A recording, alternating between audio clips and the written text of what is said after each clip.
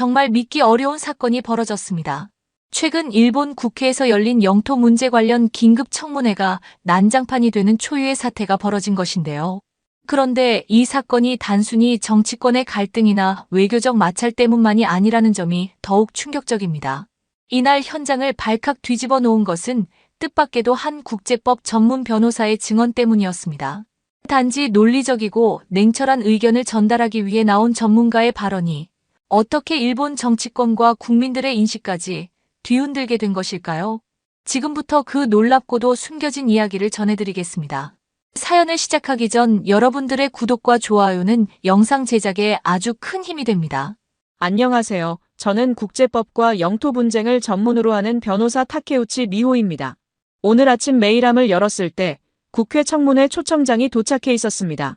영토 문제를 다루는 긴급 청문회에 전문가 증인으로 출석해달라는 내용이었죠. 예상은 했지만 막상 공식 요청을 받으니 가슴이 무거워집니다. 올해는 특히 정부가 강경한 태도를 보이고 있다는 소문이 파다했어요. 청문회 출석 요청은 그 신호탄이나 다름없었습니다. 사무실 책장에서 관련 자료들을 꺼내 책상에 펼쳤습니다. 독도에 관한 역사적 문헌들, 국제조약문, 법적 판례들. 15년 동안 모아온 자료들이 빼곡합니다. 한쪽에는 한국 측 자료도 상당량 있었죠. 일본 내 학자 중에서는 드물게 양국의 자료를 모두 검토하는 편이니까요. 미호 씨, 국회에서 연락 왔다면서요? 사무실 동료인 야마다 변호사가 커피를 들고 들어왔습니다. 네, 이번 주 금요일이에요. 준비할 시간이 많지 않네요. 조심해야 할 거예요. 요즘 분위기가 심상치 않아요. 정부 쪽에서 강경한 발언을 준비 중이라는 소문도 있고. 야마다의 말에 고개를 끄덕였습니다. 이미 알고 있었습니다. 올해는 일본 정부가 독도 문제에 대해 특별히 강경한 태도를 보일 것이라는 사실을요. 저를 초청한 것도 그 일환일 겁니다. 국제법 전문가의 입을 빌려 자신들의 주장에 무게를 실으려는 의도겠죠. 미호 씨는 어떤 입장을 취할 건가요? 야마다의 질문에 잠시 생각에 잠겼습니다. 제 손에는 방금 검토하던 문서가 들려 있었어요. 태정관 지령이라는 메이지 시대 문서였습니다. 1877년 일본 정부가 스스로 독도가 자국 영토가 아니라고 인정했던 문서죠. 저는 팩트만 말할 겁니다. 법률가로서 제가 해야 할 일이니까요. 말은 그렇게 했지만 마음 한편에서는 불안감이 일었습니다. 냉정하게 팩트만 말하기에는 이 문제가 너무 정치적이니까요. 더구나 제가 알게 된 사실 중에는 일본 정부의 입장과 충돌하는 내용도 있었습니다. 그때 책상 위 자료 사이에서 대마도 관련 문서가 눈에 들어왔어요. 독도 문제를 연구하다 보니 필연적으로 대마도에 관한 역사적 자료도 함께 검토하게 됐던 겁니다. 그리고 그 자료들은 꽤 흥미로운 결론으로 이어졌죠. 만약 독도와 대마도를 같은 기준으로 본다면 순간 머릿속에 불편한 생각이 스쳤습니다. 논리적으로 볼 때 독도에 적용하는 역사적, 법적 논리를 대마도에도 적용한다면 어떻게 될까요? 그 결론이 일본 정부의 입장과 어긋난다면? 국회 청문회에서 그런 말을 꺼낸다면 어떤 파장이 일어날까요? 청문회까지 이틀이라는 남은 시간 동안 모든 자료를 다시 검토하고 제 발언이 가져올 파장을 고려해야 할 것 같습니다. 전문가로서의 소신과 국가적 이해관계 사이에서 무엇을 선택해야 할지 쉽지 않은 고민이 시작됐습니다. 이틀이라는 시간이 지나고 국회의사당 청문회장 입구에 도착했습니다. 취재진들의 카메라 플래시가 쉴 새 없이 터졌어요. 예상보다 훨씬 많은 관심이었습니다. 혼자 온 것이 갑자기 불안하게 느껴지더군요. 타케우치 변호사님, 오늘 청문회에서 어떤 입장을 밝히실 겁니까? 독도 문제에 대해 정부와 같은 견해를 가지고 계신가요? 질문이 쏟아졌지만 가볍게 미소만 지으며 청문회장 안으로 들어섰습니다. 내부는 이미 긴장감으로 가득 차 있었죠. 국회의원들과 정부 관계자들이 삼삼오오 모여 대화를 나누고 있었습니다. 저를 위한 증인석을 발견하고 조용히 자리에 앉았어요. 청문회가 시작되었습니다. 의장의 개회 선언과 함께 오늘의 주제인 동해 영토 문제와 일본의 대응에 관한 안건이 상정됐죠. 첫 번째로 가네코 쇼타 외무차관이 정부 입장을 발표했습니다.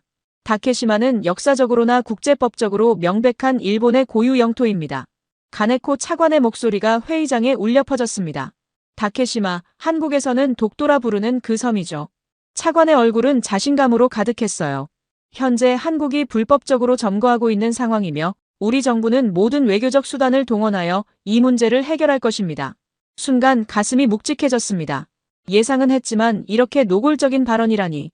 회의장 안에 있는 기자들의 펜이 바쁘게 움직이기 시작했습니다. 이미 내일 신문의 헤드라인이 그려지는 듯 했어요. 다음은 제 차례였습니다.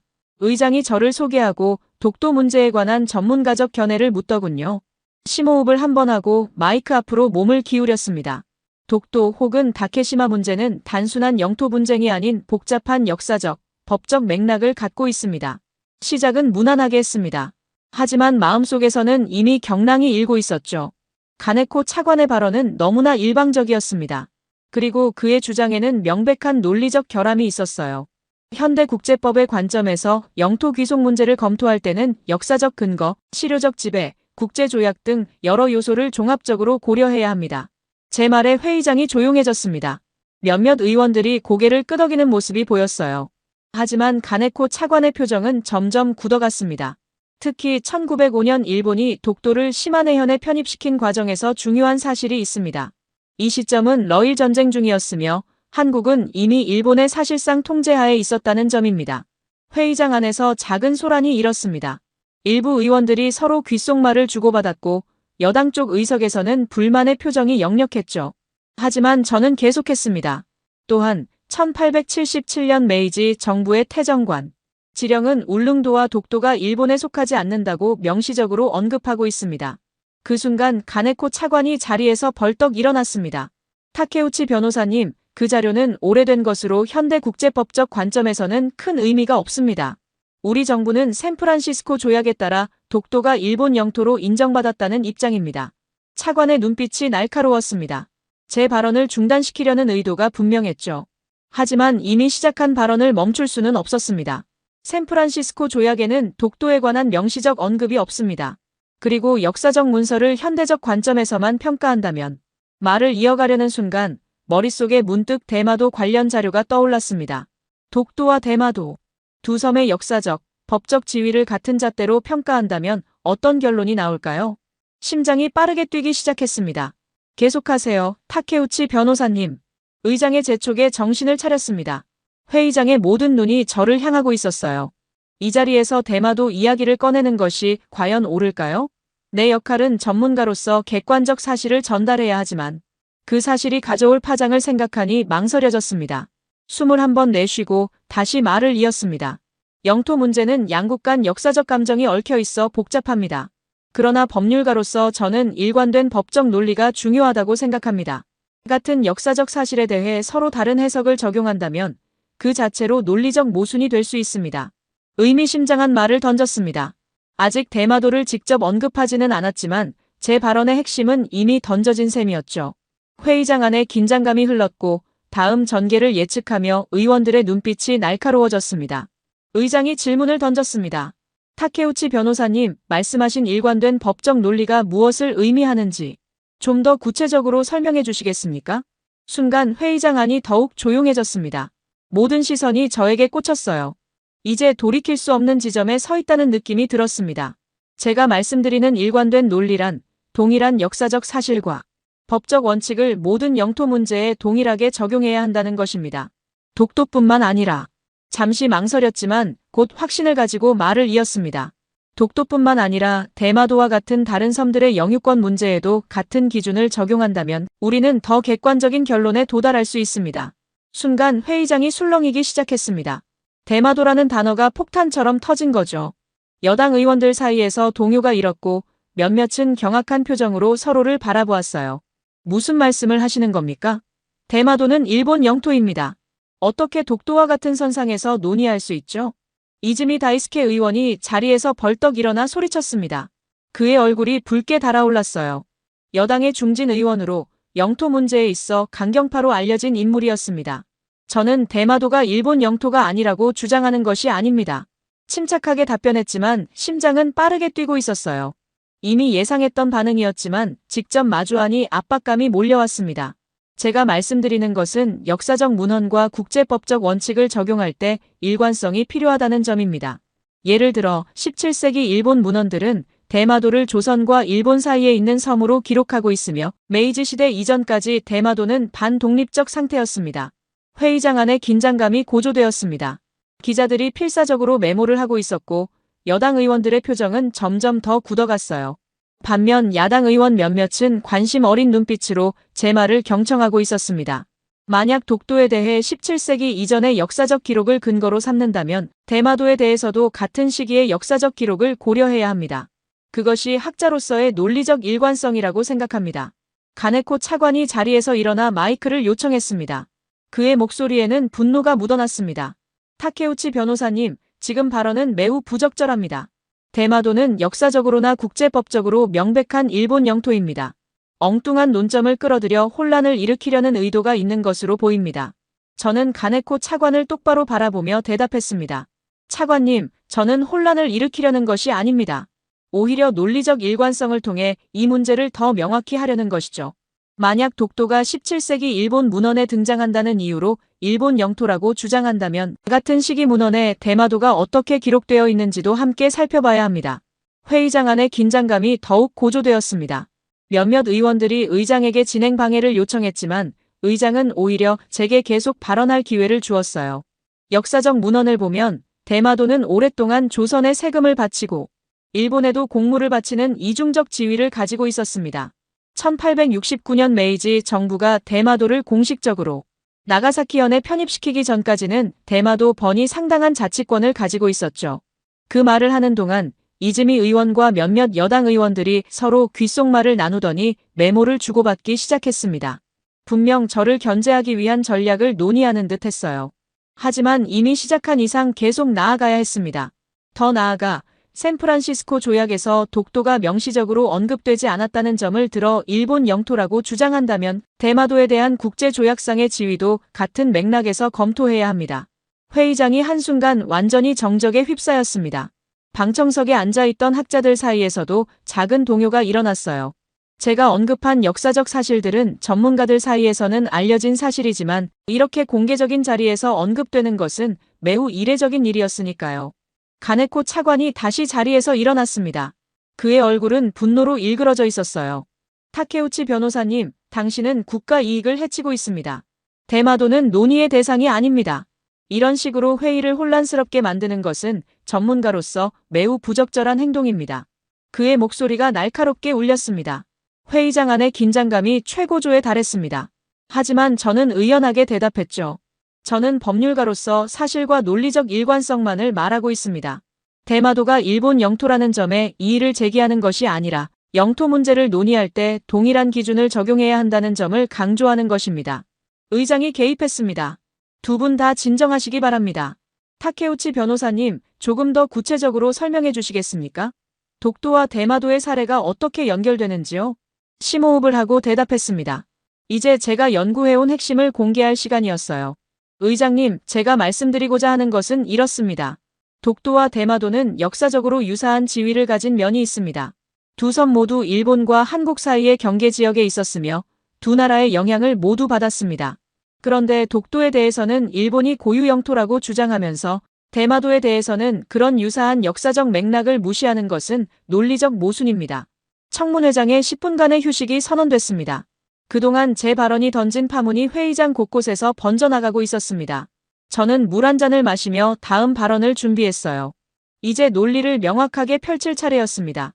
휴식이 끝나고 의장이 다시 회의를 시작했습니다. 그의 표정이 조금 심각해 보였어요. 휴식 시간에 여러 의견이 있었습니다만 학술적 논의의 장이니만큼 타케우치 변호사님의 전문적 견해를 더 들어보는 것이 좋겠습니다. 계속해 주십시오. 마이크 앞으로 몸을 기울였습니다. 이제 제가 준비해온 본격적인 분석을 시작할 때였습니다. 먼저 독도와 관련된 세 가지 핵심 문서를 검토하겠습니다.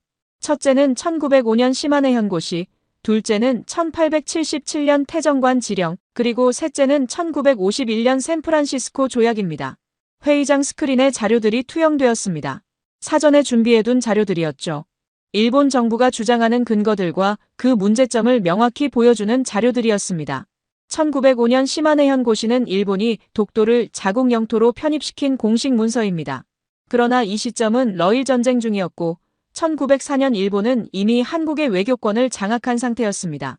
국제법적으로 볼 때 이런 상황에서의 영토 편입은 식민지 확장 과정으로 볼 여지가 큽니다. 여당 의원들이 불편한 기색을 보였지만 저는 계속했습니다. 반면 1869년 대마도가 나가사키현에 편입된 과정은 메이지 유신, 이후 일본 내부의 행정구역 개편 과정에서 이루어진 것입니다. 그러나 여기서 주목할 점은 대마도의 역사적 위상입니다. 스크린에 고문서 이미지가 나타났습니다. 에도시대 문헌들이었어요. 에도시대 문헌에 따르면 대마도는 조선과 일본 사이에 있는 섬으로 기록되어 있으며 대마도 번주는 조선에 세견선을 보내 교역하는 특권을 가졌습니다. 실제로 1443년부터 1510년까지 조선은 대마도에 대해 세견선 약조라는 일종의 통제권을 행사했습니다. 회의장 안에서 작은 소란이 일었습니다. 많은 의원들이 처음 듣는 내용이었을 테니까요. 가네코 차관의 얼굴이 점점 굳어갔습니다. 다음으로 1877년 태정관 지령입니다. 이는 메이지 정부가 독도가 일본 영토가 아니라고 명시적으로 인정한 문서입니다. 울릉도와 독도는 일본과 관계없다고 명확히 기록하고 있죠. 스크린에 태정관 지령 원문과 번역본이 나타났습니다. 방청석에서 작은 탄성이 들렸어요. 그런데 흥미로운 점은 같은 시기 대마도에 대한 일본 정부의 인식입니다. 1869년 이전까지 대마도는 반독립적 지위를 가진 번이었고 조선과의 특별한 관계를 유지했습니다. 메이지 정부가 중앙 집권화 과정에서 대마도를 완전히 통합한 것입니다. 잠시 물을 한 모금 마시고 계속했습니다. 마지막으로 샌프란시스코 조약입니다. 일본 정부는 이 조약에서 독도가 일본 영토로 인정받았다고 주장합니다. 그러나 조약 어디에도 독도에 관한 명시적 언급은 없습니다. 가네코 차관이 참지 못하고 끼어들었습니다. 연합국 초안에는 독도가 한국 영토라는 언급이 있었으나 최종 조약에서는 삭제되었습니다. 이는 독도가 일본 영토로 인정받은 것입니다. 차관의 목소리가 높아졌습니다. 그의 얼굴에 분노가 역력했어요. 하지만 저는 침착하게 대응했습니다. 차관님 말씀에 보충 설명을 드리자면 연합국 초안에서 해당 내용이 삭제된 것은 독도의 영유권을 확정 짓기보다 당시 냉전 상황에서 정치적 이유로 모호하게 남겨둔 것으로 보는 것이 국제법 학계의 다수 견해입니다. 의장이 개입했습니다. 타케우치 변호사님, 그렇다면 이 모든 분석이 대마도와 어떤 관련이 있는지 명확히 해주시겠습니까? 심호흡을 하고 제 분석의 핵심을 전달했습니다. 결론적으로 일본 정부는 독도에 대해서는 에도 시대 문헌을 근거로 자국 영토라고 주장하면서 대마도에 대해서는 같은 시기, 유사한 역사적 지위가 있었음에도 그 부분을 무시합니다. 독도에 대해서는 태정관 지령을 현대국제법적 관점에서 중요하지 않다고 주장하면서 대마도에 대해서는 메이지 시대 행정 편입을 결정적 근거로 삼고 있죠. 독도에 대해서는 샌프란시스코 조약의 모호함을 자국에 유리하게 해석하면서 다른 영토 문제에서는 그런 모호함을 인정하지 않습니다. 회의장이 완전히 조용해졌습니다. 모든 사람이 제 말에 집중하고 있었어요. 이것이 제가 말씀드리는 논리적 이중잣대입니다. 같은 역사적 사실과 국제법적 원칙을 두고 독도와 대마도에 다르게 적용하는 것은 논리적 모순입니다. 학자로서, 법률가로서 저는 이런 모순을 지적하지 않을 수 없습니다. 가네코 차관이 자리에서 벌떡 일어났습니다. 그의 목소리가 회의장에 울려 퍼졌어요. 당신은 일본의 국익을 해치고 있습니다. 대마도는 분명한 일본 영토이며 독도와는 전혀 다른 사례입니다. 감정이 격해진 그의 모습에 회의장이 술렁였습니다. 하지만 저는 냉정하게 대응했죠. 차관님, 저는 어느 나라의 영토가 맞고 틀리다는 주장을 하는 것이 아닙니다. 다만 영토 문제를 다룰 때 일관된 논리가 필요하다는 점을 말씀드리는 것입니다. 만약 독도에 적용하는 논리를 대마도에도 동일하게 적용한다면 우리는 어떤 결론에 이르게 될까요? 그 말에 회의장이 완전히 정적에 빠졌습니다. 여당 의원들의 표정이 굳어졌고 야당 의원들은 흥미로운 눈빛을 보였어요. 기자들의 펜이 바쁘게 움직였고 방청석에서는 작은 탄성이 흘러나왔습니다. 제 말이 던진 충격파가 회의장 전체를 감싸고 있었습니다. 휴식 시간 10분 갖겠습니다. 의장의 선언과 함께 청문회가 잠시 중단됐습니다. 저는 긴장된 몸을 풀기 위해 깊은 숨을 내쉬었어요. 제 발언이 던진 파문이 생각보다 컸습니다. 회의장 안은 웅성거림으로 가득 찼고 여기저기서 저를 향한 시선이 느껴졌어요. 일부는 호기심 어린 눈빛이었지만 다른 일부는 노골적인 적대감을 드러내고 있었습니다. 물 한 잔을 마시려고 자리에서 일어났을 때였습니다. 타케우치 변호사님, 잠시 이야기 좀 나눌 수 있을까요?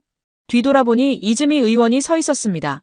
그의 표정은 겉으로는 친절해 보였지만 눈빛은 차가웠어요. 저는 가볍게 고개를 끄덕이며 그를 따라 회의장 옆 작은 휴게실로 이동했습니다.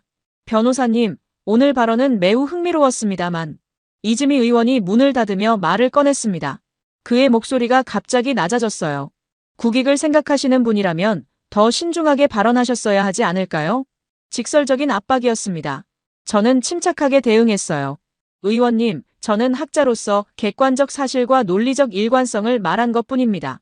타케우치 변호사님, 우리 모두 애국심을 가진 일본 국민이지 않습니까? 대마도를 거론한 것은 매우 불필요한 혼란을 야기했습니다. 이즈미 의원의 목소리에는 위협이 묻어 있었습니다. 그의 눈빛이 날카로워졌어요. 변호사님의 발언은 법률협회와 학계에서의 입지에도 영향을 미칠 수 있습니다. 연구 지원금이나 앞으로의 공직 임명에도 말이죠. 순간 등줄기에 한기가 느껴졌습니다. 노골적인 협박이었어요. 하지만 전문가로서의 자존심이 그런 협박에 굴복할 수 없게 만들었습니다. 제가 말한 것은 역사적 사실과 법적 논리에 근거한 것입니다. 전문가로 초청받은 자리에서 진실을 말하는 것은 제 의무라고 생각합니다. 이즈미 의원의 얼굴이 일그러졌습니다. 당신의 진실이 국가에 해를 끼친다면 그것은 의무가 아니라 배신입니다. 오후 세션에서는 이 점을 명심하시기 바랍니다. 그는 더 이상의 대화 없이 휴게실을 나갔습니다. 저는 잠시 그 자리에 서서 방금 일어난 일을 정리했어요. 정치적 압박이 이렇게 직접적으로 올 줄은 예상하지 못했습니다. 복도로 나오자 기자들이 저에게 달려들었습니다. 타케우치 변호사님, 대마도에 관한 발언의 의도가 무엇인가요? 한국 정부와 어떤 관계가 있는 건가요? 외무성의 입장과 충돌하는데 부담은 없습니까? 질문들이 빗발쳤지만 저는 휴식 후 청문회에서 모든 것을 설명하겠다는 말만 남기고 화장실로 향했습니다. 그 순간 휴대폰이 진동했어요. 화면을 보니 대마도에 사는 오랜 친구 사토준이었습니다. 미호, 지금 뭐 하는 거야? 대마도 얘기가 뉴스에 나오고 있어. 사토준의 목소리가 떨렸습니다. 그는 제가 대마도 주민들을 위한 법률 상담을 하면서 알게 된 친구로 섬의 작은 식당을 운영하고 있었죠. 준, 난 그저 학술적 관점에서 이야기한 것뿐이야. 여기 사람들이 걱정하고 있어. 대마도가 분쟁 지역이 된다면 우리 생활은 어떻게 되는 거지? 관광객들도 줄어들고 정부 지원도 영향받을까봐 다들 불안해하고 있어. 사토준의 말에 가슴이 무거워졌습니다. 학술적 논의가 실제 사람들의 삶에 영향을 미칠 수 있다는 현실적인 측면을 다시 한번 깨닫게 되었어요. 미호, 나는 내가 옳은 일을 한다는 것을 알아. 하지만 우리 섬 사람들을 생각해줘. 이건 단순한 학술 논쟁이 아니야.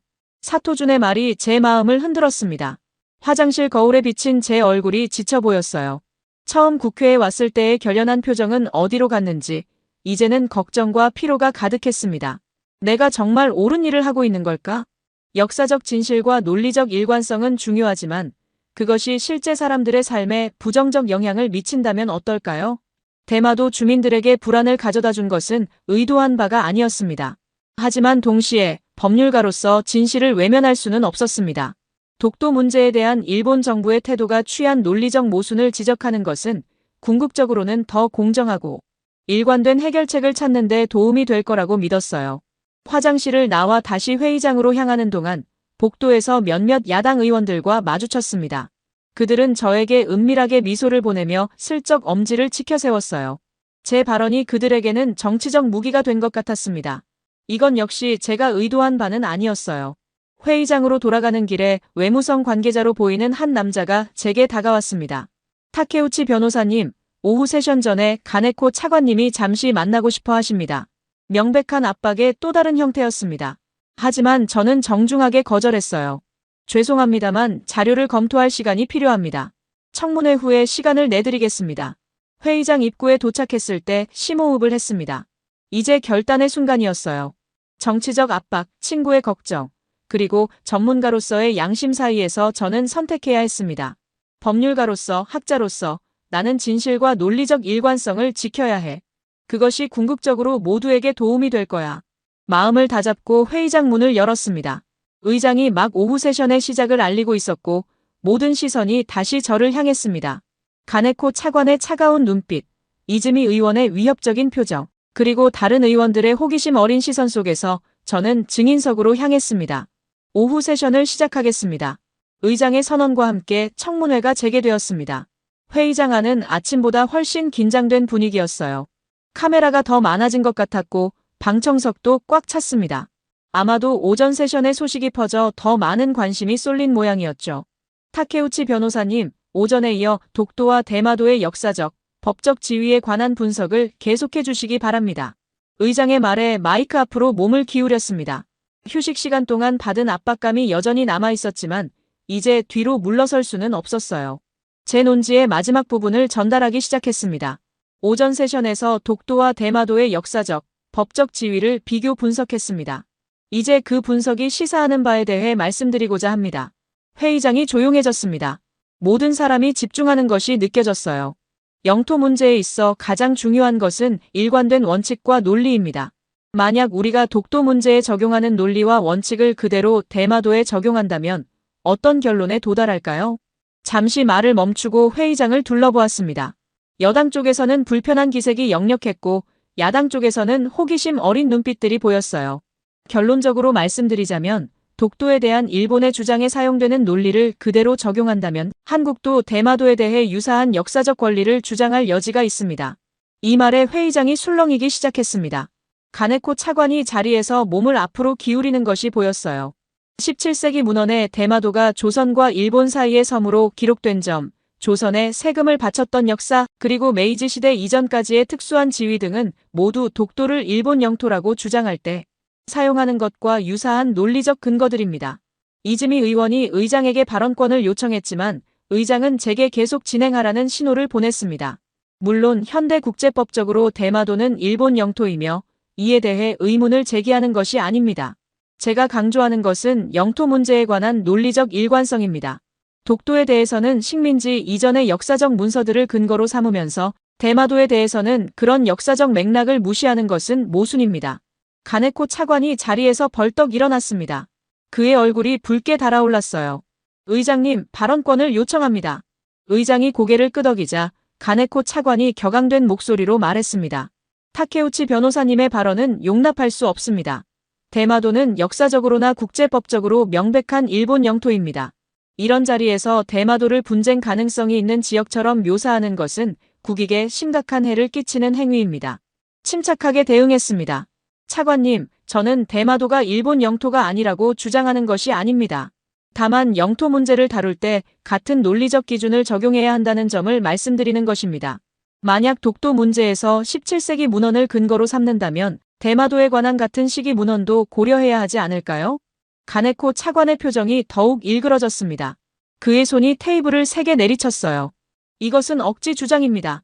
당신의 발언은 한국에게 불필요한 영유권 주장의 빌미를 제공하고 있습니다. 저는 차분하게 말했습니다. 차관님, 진실을 말하는 것이 어떻게 국익을 해치는 행위가 될 수 있습니까? 오히려 논리적 모순을 직시하고 해결하는 것이 장기적으로 국익에 도움이 된다고 생각합니다. 그 말에 회의장 일부에서 작은 박수 소리가 들렸습니다. 주로 야당 의원들과 방청석에 앉아있던 젊은 학자들이었어요. 이에 가네코 차관의 얼굴이 창백해졌다가 다시 붉게 변했습니다. 독도는 일본 고유의 영토입니다. 당신이 주장하는 역사적 기록들은 부분적이고 편향된 해석에 불과합니다. 더구나 대마도와 독도는 전혀 다른 사례로 이를 같은 선상에서 논하는 것 자체가 학문적 오류입니다. 차관의 목소리가 회의장에 울려 퍼졌습니다. 그의 감정이 완전히 폭발한 것 같았어요. 차관님, 학문적 오류라고 하셨는데 구체적으로 어떤 부분이 오류인지 지적해 주시겠습니까? 제 차분한 질문에 차관이 더욱 격분했습니다. 당신은 자신이 무슨 말을 하고 있는지 알고 있습니까? 이런 발언이 국제사회에 어떤 영향을 미칠지. 의장이 개입했습니다. 진정하십시오, 차관님. 학술적 토론은 다양한 관점을 허용해야 합니다. 그러나 가네코 차관은 이미 통제력을 잃은 듯 했어요. 국익을 훼손하는 발언에 학술적 자유라는 허울을 씌울 수는 없습니다. 만약 독도 논리를 그대로 적용한다면 한국도 대마도를 주장할 수 있다니 이것이 어떻게 학술적 토론이 될 수 있습니까? 저는 결정적인 말을 했습니다. 차관님, 그것이 바로 제 요점입니다. 독도에 대한 일본의 주장이 논리적으로 취약하다는 것을 보여주는 증거입니다. 같은 논리를 대마도에 적용한다면 한국도 대마도를 국제법적 분쟁 지역으로 주장할 근거가 생깁니다. 이중잣대가 아닌 일관된 논리로 영토 문제를 다뤄야 합니다. 그 말에 가네코 차관이 폭발했습니다. 이 이상 듣고 있을 수 없습니다. 이건 학술 토론이 아니라 국가 이익에 대한 배신입니다. 차관이 서류를 거칠게 모으더니 자리에서 벌떡 일어났습니다. 의장님, 이런 무책임한 발언을 계속 들을 수 없어 자리를 비우겠습니다. 우리 외무성은 이번 사태에 대해 공식 항의할 것입니다. 그렇게 말하고 가네코 차관이 성큼성큼 걸어 회의장을 나가버렸습니다. 그의 퇴장에 회의장이 완전한 혼란에 빠졌어요. 여당 의원 중 일부가 그를 따라 나가려 했고 다른 이들은 의장에게 항의했습니다. 기자들은 서둘러 현장을 촬영하고 메모했으며 방청객들 사이에서도 작은 소란이 일었죠. 저는 그 자리에 얼어붙은 채로 서 있었습니다. 제 말이 이런 극적인 상황을 만들어낼 줄은 예상하지 못했어요. 하지만 동시에 제가 말한 것은 모두 사실이었고 법률가로서 진실을 외면할 수는 없었습니다. 의장이 간신히 회의장을 통제하며 말했습니다. 진정해 주십시오, 여러분. 이건 학술적 토론의 장입니다. 다양한 견해가 존중되어야 합니다. 그러나 이미 차관의 퇴장으로 이 청문회는 단순한 학술 토론을 넘어 정치적 사건이 되어버렸습니다. 제 눈앞에서 기자들이 서둘러 밖으로 나가는 모습이 보였어요. 아마도 이 소식을 속보로 전하기 위해서겠죠. 그 순간 알았습니다. 이제 돌이킬 수 없는 강을 건넜다는 것을요. 제가 한 말은 이미 밖으로 퍼져나가고 있었고 그것이 어떤 파장을 일으킬지는 아무도 알 수 없었습니다. 청문회가 끝난 지 단 몇 시간 만에 저는 언론의 중심에 서게 되었습니다. 사무실로 돌아오자마자 전화가 쉴 새 없이 울렸어요. 모든 주요 방송사와 신문사에서 인터뷰를 요청해 왔습니다. 소셜미디어는 이미 제 발언으로 인한 논쟁으로 들끓고 있었죠. 타케우치 선생님, NHK입니다. 오늘 청문회 발언에 대한 인터뷰를 하고 싶은데요. 아사히 신문인데요. 대마도와 독도 비교 분석에 대해 더 자세한 설명을 듣고 싶습니다. 요미우리 신문입니다. 가네코 차관의 퇴장에 대한 소감이 궁금합니다. 비서인 하루카가 전화 메모를 연달아 건네며 한숨을 내쉬었습니다. 변호사님, 외무성에서도 연락이 왔어요. 그리고 여당 대표실에서도요. 예상은 했지만 이렇게 빠르게 모든 것이 진행될 줄은 몰랐습니다. 창밖을 바라보니 사무실 앞에 이미 취재진들이 모여들기 시작했어요. 제 발언이 단순한 학술적 의견이 아닌 정치적 폭탄이 되어버렸다는 사실을 실감했습니다. 하루카, 언론 대응 준비를 해야겠어요. 주요 신문사 한 곳만 선정해서 단독 인터뷰를 하는 게 좋겠어요. 사무실 TV를 켰더니 모든 채널에서 청문회 소식을 다루고 있었습니다. 가네코 차관이 회의장을 퇴장하는 장면이 반복해서 방송되고 있었죠. 뉴스 자막은 폭로된 독도 논리의 모순, 대마도 발언으로 국회 아수라장 같은 문구들로 가득했어요. 노트북을 열고 온라인 반응을 살펴보았습니다. 예상대로 반응은 극명하게 갈리고 있었어요. 타케우치 변호사는 매국노다. 국익을 해치는 발언을 어떻게 국회에서 할 수 있는가? 드디어 누군가 진실을 말했다. 일본 정부의 이중잣대가 폭로되었다. 학자로서 논리적 일관성을 말한 것뿐인데 왜 이렇게 공격받아야 하는가? 대마도가 한국 땅이라고? 말도 안 되는 주장이다. 댓글들이 끝없이 이어졌습니다. 더 충격적인 것은 한국 언론의 반응이었어요.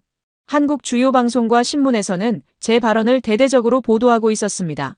일본 전문가, 대마도도 한국 영토 가능성 인정, 독도는 한국 땅임을 간접 시인한 일본 법률가, 한국어를 읽을 수 있었기에 이런 과장된 헤드라인들이 더욱 당혹스러웠습니다. 저는 대마도가 한국 땅이라고 주장한 적도, 독도가 한국 영토라고 직접적으로 말한 적도 없었습니다. 단지 논리적 일관성을 강조했을 뿐인데요. 전화가 다시 울렸습니다. 이번에는 도쿄대학교 국제법학과의 나카무라 교수였어요. 미호, 대단한 파장을 일으켰군. 학계에서도 논쟁이 뜨겁다네. 교수님, 저는 단지 학술적 진실을 말했을 뿐인데요. 알고 있네. 하지만 진실이 항상 환영받는 것은 아니지. 특히 정치와 얽힌 문제라면 말이야. 나카무라 교수의 목소리에는 걱정이 묻어 있었습니다. 학계도 둘로 나뉘고 있어. 젊은 학자들과 일부 원로들은 자네의 분석이 정확하다고 지지하고 있지만 보수적인 교수들과 정부 연계 연구소 쪽에서는 강하게 비판하고 있네. 잠시 침묵 후 교수가 덧붙였습니다. 조심하게. 이런 상황에서 감정적으로 대응하면 더 큰 문제가 될 수 있어. 침착하게 학술적 근거만 강조하는 게 좋을 걸세. 조언에 감사하다는 말을 전하고 전화를 끊었습니다. 창밖을 보니 취재진들이 더 많아져 있었어요. 이대로는 사무실에서 나갈 수도 없을 것 같았습니다. 그때 하루카가 급하게 들어왔습니다. 선생님, 여당 의원들이 당신을 비난하는 기자회견을 열었어요. TV에서 생중계하고 있습니다. TV 화면으로 시선을 돌렸습니다. 이즈미 의원을 비롯한 여당 의원들이 기자회견장에 서 있었어요. 타케우치 변호사의 발언은 국익을 심각하게 해치는 무책임한 행동입니다. 그녀는 한국 측의 주장에 힘을 실어주는 발언을 함으로써 우리나라의 영토 문제에 혼란을 가져왔습니다. 이즈미 의원의 격앙된 목소리가 TV를 통해 울려 퍼졌습니다. 그의 표정은 분노로 가득했고 단어 하나하나에 날이 서 있었어요. 반면 다른 화면에서는 야당 대표가 기자들 앞에서 말하고 있었습니다. 타케우치 변호사는 학자로서 진실을 말했을 뿐입니다. 그녀의 분석은 우리 정부의 독도 정책이 가진 논리적 모순을 정확히 지적했습니다. 이는 우리가 한국과의 관계 개선을 위해 더 신중하고 일관된 접근법을 고려해야 한다는 신호입니다. 정치권이 제 발언을 두고 첨예하게 대립하는 모습을 보며 깊은 한숨이 나왔습니다. 이것은 제가 원한 상황이 아니었어요. 저는 단지 학술적 진실과 논리적 일관성을 말하고 싶었을 뿐인데 정치적 싸움터의 한가운데 서게 된 셈이었습니다. 하루카, 아사히 신문과 인터뷰 약속을 잡아줘요. 제 입장을 명확히 밝힐 필요가 있겠어요. 굳게 결심을 하고 인터뷰 준비를 시작했습니다. 대응 방향은 명확했어요. 감정적으로 대응하지 않고 학술적 분석만 강조하는 것, 그리고 제 발언이 어떻게 왜곡되었는지 설명하는 것이었습니다. 인터뷰 몇 시간 전 의회에 전화가 왔습니다. 도시샤 대학의 젊은 교수 모임에서였어요. 타케우치 선생님, 저희는 선생님의 용기 있는 발언을 지지합니다. 국제법학자 30명이 공동성명을 발표할 예정입니다. 선생님의 분석은 학술적으로 정확하며 학문의 자유가 정치적 압력에 굴복해서는 안 된다는 것이 저희의 입장입니다. 예상치 못한 지지에 가슴이 뭉클해졌습니다. 모든 사람이 저를 비난하는 것은 아니었어요. 학계에서도 제 분석의 타당성을 인정하는 이들이 있었습니다. 저녁 뉴스 시간, 아사히 신문과의 단독 인터뷰가 방송되었습니다. 차분한 태도로 제 입장을 설명했어요. 저는 대마도가 한국 영토라고 주장한 적이 없습니다. 다만 영토 문제를 다룰 때 일관된 논리를 적용해야 한다는 점을 강조했을 뿐입니다. 역사적 사실과 국제법적 원칙을 어떤 지역에는 적용하고 다른 지역에는 적용하지 않는다면 그것은 논리적 모순입니다. 그럼 독도는 어느 나라 영토라고 생각하십니까? 기자의 날카로운 질문에 침착하게 대답했습니다. 제 역할은 어느 나라 영토인지 판단하는 것이 아니라 양국이 주장하는 논리와 근거를 법적으로 분석하는 것입니다. 제가 지적하는 것은 논리적 일관성의 문제입니다. 우리가 진정으로 이 문제를 해결하고 싶다면 감정을 배제하고 일관된 법적 원칙에 따라 접근해야 합니다. 그 인터뷰 이후에도 논쟁은 계속되었습니다. 일부에서는 여전히 저를 비국민적 행위자로 비난했지만 다른 한편에서는 제 냉정한 분석이 오히려 일본의 입장을 재정립하는 데 도움이 될 수 있다는 의견도 나왔어요. 한국에서의 반응도 점차 변화했습니다. 초기에 과장된 보도에서 벗어나 일부 언론은 제 실제 발언 내용과 의도를 더 정확히 전달하기 시작했어요. 일본 전문가, 독도 문제 해결을 위한 논리적 일관성 강조, 양국 감정 배제하고 법적 원칙에 따른 접근 제한. 밤이 깊어갈수록 언론의 폭풍은 계속되었지만 한 가지 분명해진 것이 있었습니다. 제 발언은 독도 문제를 바라보는 새로운 시각을 제시했고 비록 논쟁적이지만 이 문제를 더 깊이 생각하게 만들었다는 점이었습니다. 때로는 불편한 진실이 더 나은 해결책을 찾는 첫걸음이 될 수 있다고 믿었어요. 청문회로부터 한 달이 지났습니다. 태풍 같던 언론의 관심은 서서히 잦아들었지만 제 삶은 완전히 달라졌어요. 사무실로 돌아와 창문을 열자 가을바람이 불어왔습니다. 도쿄의 가을은 언제나 청량했죠. 책상 위에는 최근 받은 편지와 이메일 출력본들이 쌓여 있었어요. 선생님, 오늘 오전에 외무성에서 새 문서가 발표됐어요. 하루카가 태블릿을 들고 들어왔습니다. 화면에는 외무성 홈페이지가 열려 있었어요. 눈에 띄는 변화가 보였습니다. 독도 관련 공식 설명문에서 한국의 불법 점거라는 표현이 현재 한국이 지배 중인 지역이라는 좀 더 중립적인 표현으로 바뀌어 있었어요. 작은 변화네요. 하지만 의미가 있습니다. 미소를 지었습니다. 제 발언이 정부 정책에 조금이나마 영향을 미쳤다는 증거였어요. 물론 일본 정부가 독도를 자국 영토라고 주장하는 기본 입장은 변함없었지만 적어도 감정적이고 공격적인 표현은 줄어든 셈이었죠. 책상에 놓인 신문을 집어들었습니다. 요미우리 신문의 사설은 영토 문제와 일본의 국제적 신뢰성이라는 제목으로 최근 독도 문제에 대한 접근 방식을 재고해야 한다고 논평하고 있었어요. 말도 안 될 정도로 극적인 변화는 아니었지만 적어도 대화가 시작된 것이었습니다. 사무실 전화기가 울렸습니다. 타케우치 변호사님, 여기는 도쿄대학교입니다. 다음 달 개최되는 동아시아 영토 분쟁과 평화적 해결 심포지엄에 기조 연설자로 초청하고 싶습니다. 잠시 망설였지만 학술적 논의의 장에서 더 깊이 있는 대화를 이어가는 것이 필요하다고 느꼈기에 결국 수락했습니다. 또 다른 소식도 들려왔습니다. 제 제자 중 한 명인 사토 유키가 보낸 이메일이었어요. 선생님, 청문회 이후 저희 대학에서 독도와 대마도의 역사적 관계에 관한 연구가 급증했습니다. 젊은 학생들이 선생님의 분석에 영감을 받아 기존 자료들을 새롭게 검토하고 있어요. 혹시 지도 교수로 참여해 주실 수 있으실까요? 이런 반응들이 제게 큰 위안이 되었습니다. 비록 정치적 압박과 비난도 여전했지만 한편으로는 새로운 학문적 논의의 물결이 일어나고 있었으니까요. 대마도의 친구 사토준에게도 연락이 왔습니다. 미호, 너의 발언 이후 우리 섬에 한국인 관광객이 늘었어. 처음에는 걱정했는데 오히려 좋은 일이 생겼어. 섬 주민들과 한국인 관광객들 사이에 더 많은 교류가 이루어지고 있거든. 어제는 한국 대학생들이 우리 식당에 와서 역사 이야기를 나누기도 했어. 놀라운 변화였습니다. 제 발언이 오히려 민간 차원의 교류를 촉진하는 계기가 된 것 같았어요. 그의 말을 들으며 마음이 따뜻해졌습니다. 물론 모든 것이 장밋빛은 아니었습니다. 여당 강경파 의원들은 여전히 저를 비난했고 일부 우익단체들은 제 사무실 앞에서 시위를 벌이기도 했어요. 몇몇 연구 프로젝트가 갑자기 취소되기도 했죠. 이즈미 의원의 경고대로 일부 정부 관련 일이 끊어진 것이었습니다. 그러나 예상치 못한 지원도 있었습니다. 몇몇 국제법학단체들이 저를 초청했고 해외 대학에서도 강연 요청이 왔어요.